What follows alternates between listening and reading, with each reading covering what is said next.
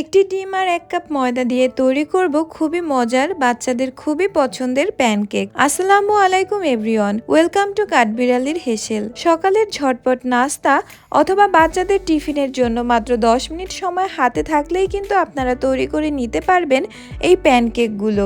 শুধু বাচ্চারা না, বড়রাও কিন্তু খুবই পছন্দ করে খাবে, কারণ এই প্যানকেকগুলো অনেক বেশি সফট এবং হেলদি আর অনেক বেশি টেস্টি। প্রথমে আমি এখানে নিয়ে নেব রুম টেম্পারেচারে থাকা একটা ডিম। এরপর একটা ডিমের জন্য এখানে আমি নিয়ে নিব হাফ কাপ চিনি, লবণ দিয়ে দিচ্ছি 1 চিমটির মতো। এবার এ সব কিছুকে আমি একটু একসঙ্গে ভালোভাবে মিশিয়ে নিচ্ছি। চিনিটা ভালোভাবে গলে গিয়ে মিশে যাওয়া পর্যন্ত এভাবে মিশিয়ে নিতে হবে। এবারে দিয়ে দিচ্ছি 2 টেবিল স্পুন তেল এবং 1 টেবিল স্পুন ভ্যানিলা এসেন্স।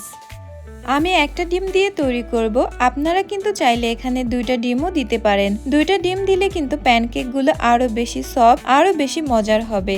ডিম আর চিনিটাকে একটু সময় দিয়ে মেশাতে হবে। চিনিটা যখন সম্পূর্ণরূপে গলে যাবে তখন কিন্তু কালারটা কিছুটা চেঞ্জ হয়ে আসবে। যখন ঠিক কালারটা এরকম হয়ে আসবে তখন বুঝতে হবে যে চিনিটা ভালোভাবে মিশে গিয়েছে। এবার আমি শুকনো উপকরণগুলোকে ছেঁকে নিব। আমি একটা ছাঁকনির মধ্যে দিয়ে দিব 1 কাপ ময়দা, দিয়ে দিব 1/4 কাপ গুঁড়া দুধ। চাইলে আপনারা গুঁড়া দুধটা বাদ দিতে পারেন, যেহেতু ব্যাটারটা করব লিকুইড দুধ দিয়ে, তাই গুঁড়া দুধটা না দিলেও হবে, তবে দিলে কিন্তু খেতে বেশ টেস্টি হবে। দিয়ে দিচ্ছি 1 চা চামচ বেকিং পাউডার।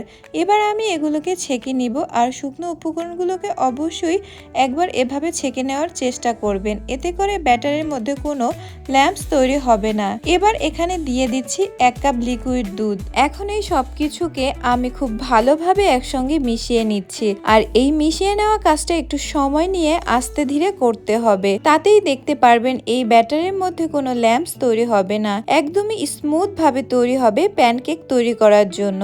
এখানে একটা ঘন ব্যাটার তৈরি করতে হবে, কোনো পাতলা ব্যাটার তৈরি করা যাবে না।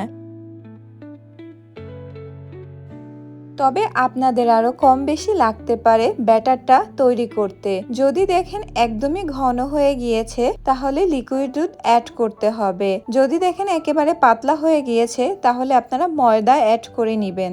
এবার আমি একটা চুলায় প্যান বসিয়ে দিয়েছি এবং হিটটাকে রেখেছি একদমই লোতে। এবার আমি প্যানের ঠিক মাঝখানে ব্যাটারটা দিয়ে দেব, আর ব্যাটারটাকে ছড়ানো যাবে না, ঠিক একই জায়গায় ঢালতে হবে। দেখতেই পাবেন একাই কিন্তু ব্যাটারটা ছড়িয়ে যাবে। কিছুক্ষণের মধ্যেই দেখতে পাবেন প্যানকেকের ঠিক উপরের দিকে এরকম বাবল, তখন বুঝতে হবে যে নিচের দিকটা এখন হয়ে গিয়েছে।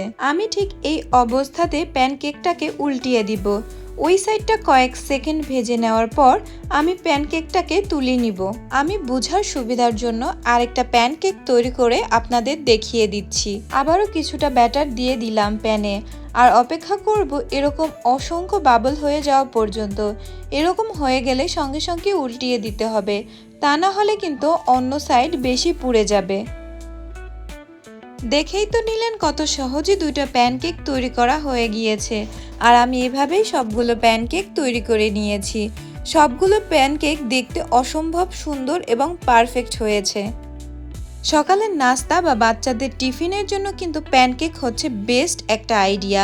আমি একটা প্যানকেক ভেঙে আপনাদের একটু ভেতরটা দেখিয়ে দিচ্ছি।